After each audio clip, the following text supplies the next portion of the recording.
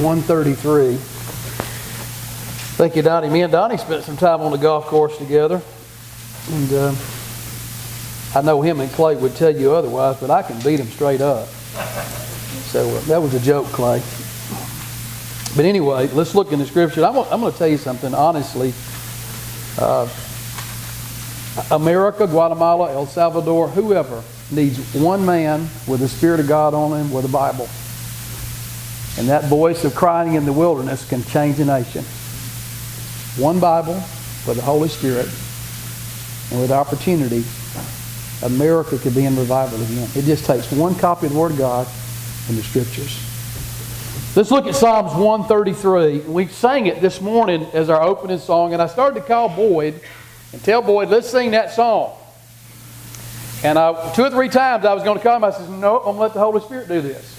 And I said, I wonder we get there, we're going to be singing this song. When we got here, the first song we sang this morning was the text that I'm going to be preaching from.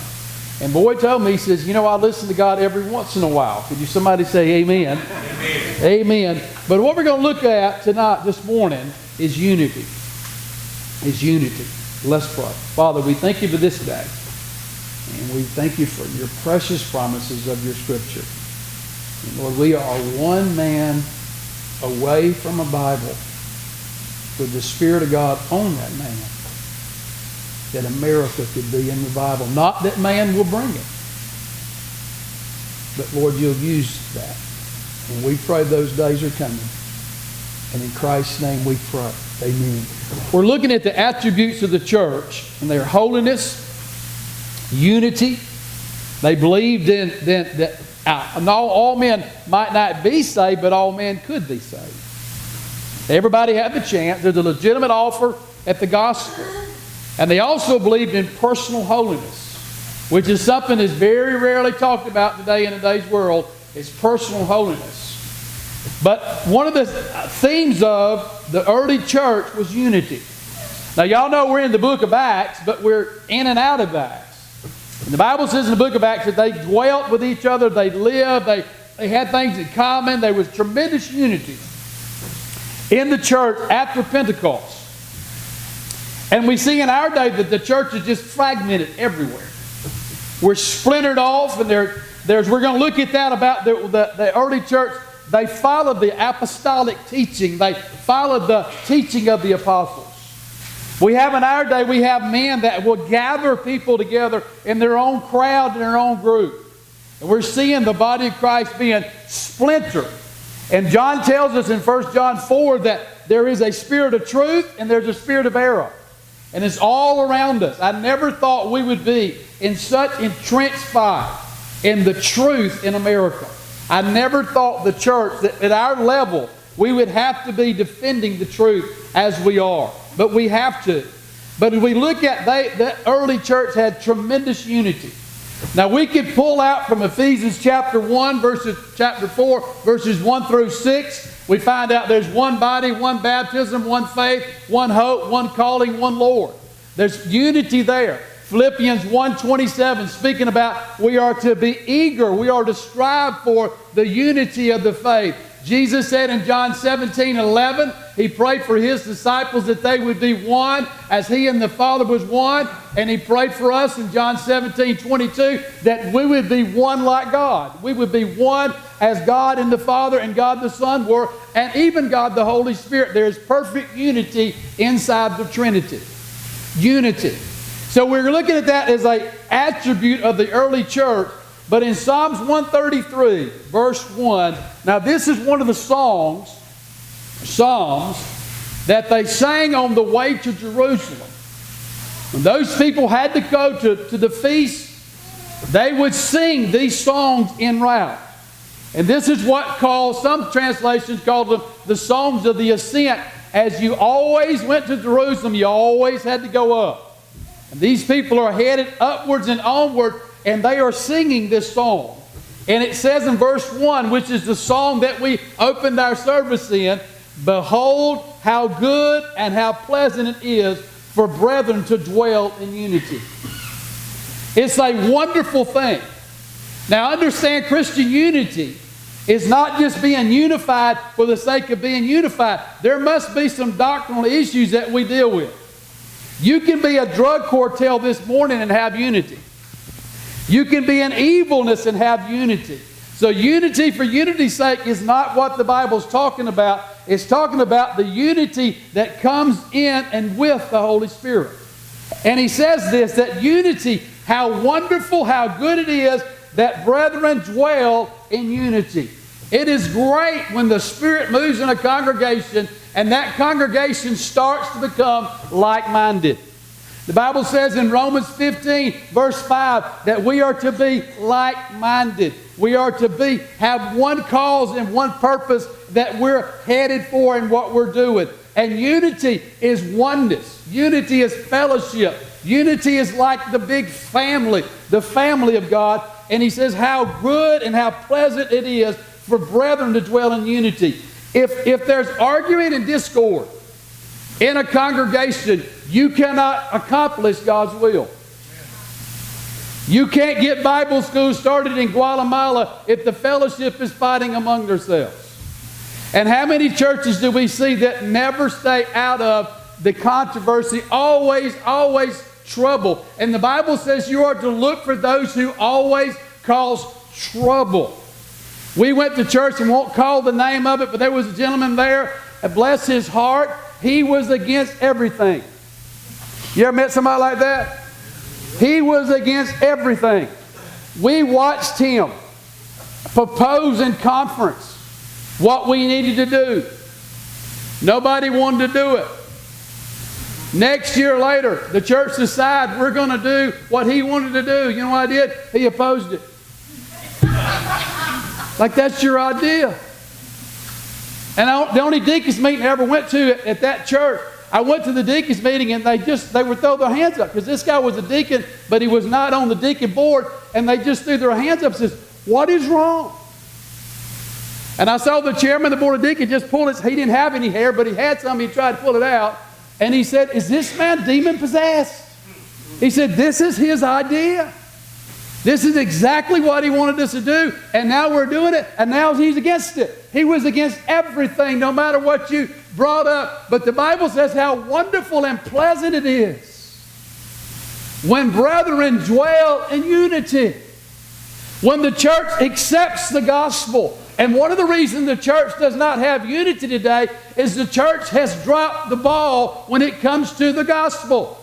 When we understand the story, when we understand the gospel, unity will come back into our midst. What we have created today is this. We have Vacation Bible School, and most of the time in Vacation Bible School, they give the kids, the children, the ABCs of salvation. And it's taken salvation to its smallest level, and it's brought down to they can understand it. There's nothing wrong with the ABC of salvation, if you would, to those that are 6, 7, 8 years old. But the problem of it is we have people in the church in their 40s, they don't know anything more of the gospel than the ABCs of the gospel. There is much more to the gospel than what we are presenting. There are more shades of God's grace than we're telling people. God's mercy endures forever. We serve a much greater God. We serve a wonderful God. And the church has not unpacked the gospel yet. We are still trying to unpack the news that Jesus saved and all that He did when He saved us. But the Bible declares that it is wonderful, it is good for brethren to dwell in unity. Verse 2.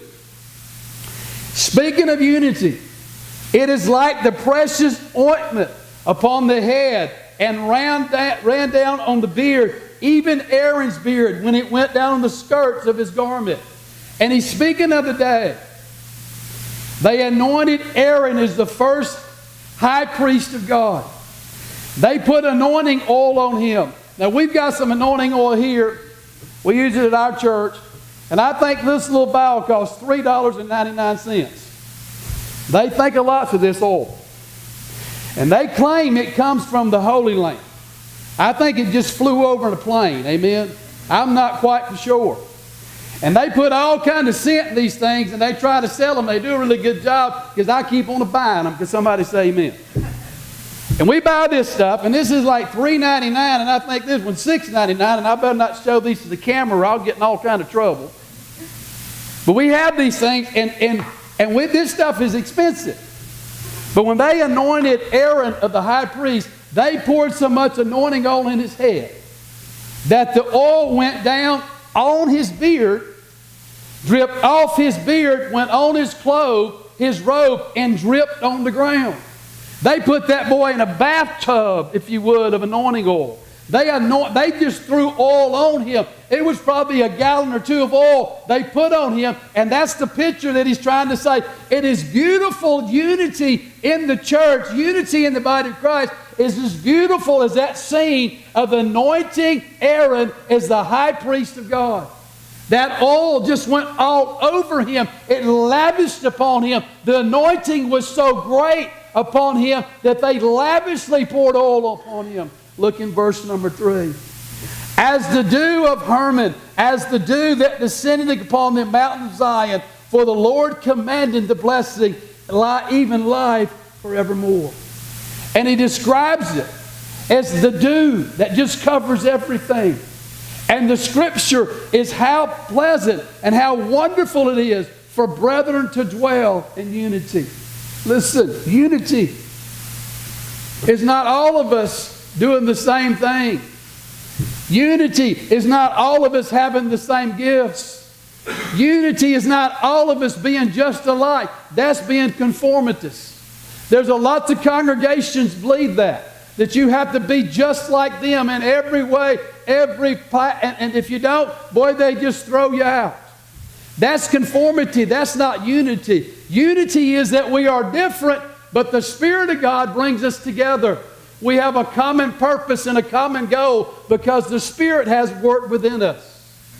Me and Hilda very seldom ever go out to eat on Sunday afternoon. We just don't.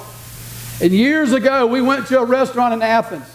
And I did not know that if you went out to eat on Sunday afternoon, it's crowded about 1 o'clock at the restaurants.